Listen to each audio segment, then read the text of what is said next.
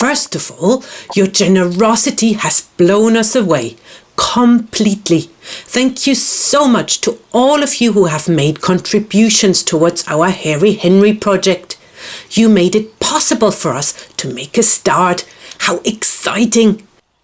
All we have to do now is wait for the electricity suppliers to move the cable out of the way of the trees that need to come down for the new entrance. And of course, book the digger. We'll update you once things start happening here. In the meantime, there's lots to do everywhere on the farm. We are getting ready for potato planting. We want to try our improved no-plough mulching method again.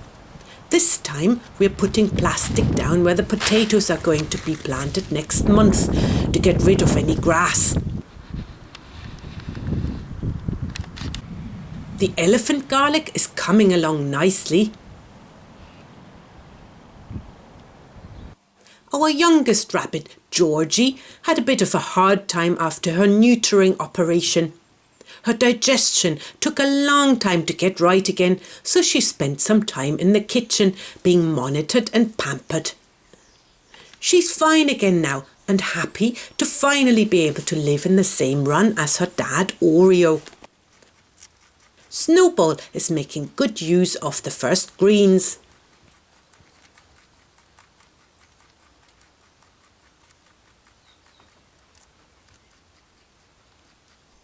And she needs them badly because she's had another beautiful baby rabbit. Our little woodland is growing well. We only planted these trees last year. This spring we are filling any gaps. A bit stony just here, putting in an ash tree. I'm sure it'll be fine.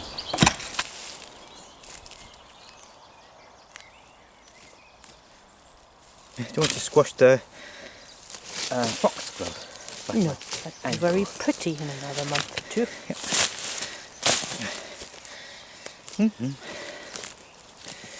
Yep. You're in the way, Frog. There you go. Even more in the way now. Up along. Kiss him. He might turn into a prince.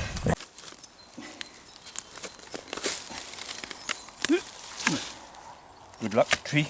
Good luck, tree. Okay, your turn. This woodland was planted a few years ago. Tim did a lot of clearing in winter and it looks very neat now. Tim's bees made it through another winter. They are very busy collecting pollen on dry days.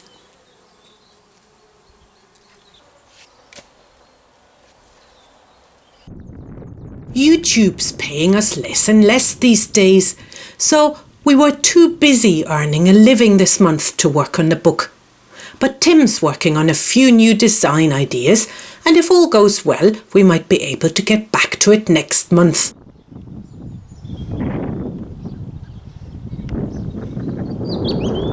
What cheers us up hugely at the moment is that everywhere spring has sprung. But what worries us is that there seem to be very few insects around. Some honeybees, the odd hoverfly or bumblebee, but these blossoms should be buzzing with insects on a warm day like this.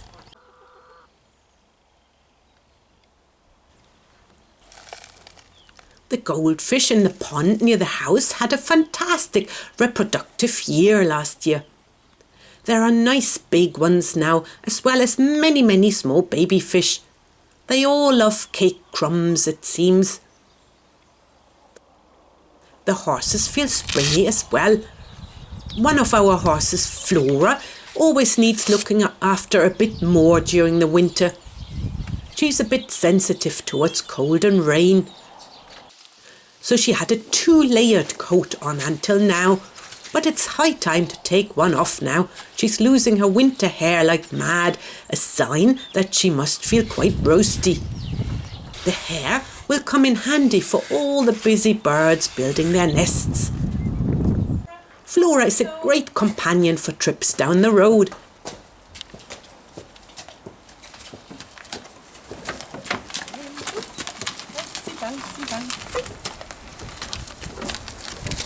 Flora, tutton girl.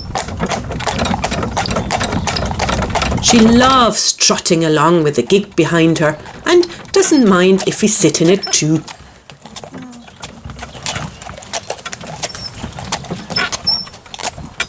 It's tricky when you have a horse and you ask them to go, keep your head still, and they just don't understand what you mean. She also got an important job this year on St. Patrick's Day. Take some children who come here for sessions to the parade. Beautiful. Perhaps they do understand, but they are just rebellious. Yes. Of course, we helped her to do her hair so she would look her best. Then we got a bit carried away. So, for some reason, some children who come here have asked whether Daisy is a unicorn. Well, we all know that unicorns don't really exist. But just for the fun of it, to have a laugh, we thought we let Daisy be a unicorn for just one day. Doesn't she look weird? No comment. No comment. I don't think she minds at all. No, I don't think she minds at all. She just wants to join in with the children and the fun and the community and all that. Yeah. And then you'll be a normal pony again tonight. All right. It was great fun for the children to ride in the parade, and that's mainly why we do it, really. Trudy was promoted from bowl licker to bucket washer upper. Judy. And she takes her job very seriously.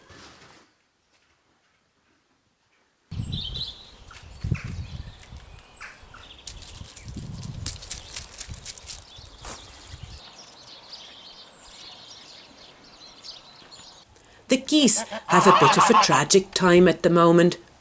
Their gander died last summer, but they still started building a nest and laying eggs. And now one of them is sitting on the eggs, only to find in a few weeks that nothing is happening, because, of course, the eggs aren't fertilised. Frascati the ram needed some attention and care. First, he had to be given his springworm dose.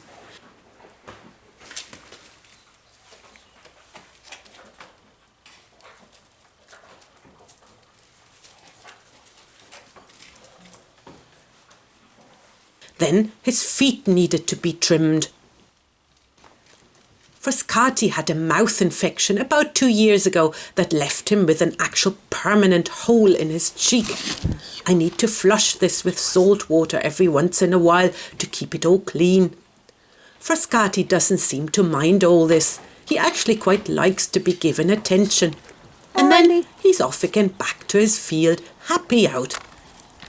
It's the time of the year again to whitewash the Yo's stable and move them in for the nights, because both Martha and Harriet are expecting lambs any day now. What do you think?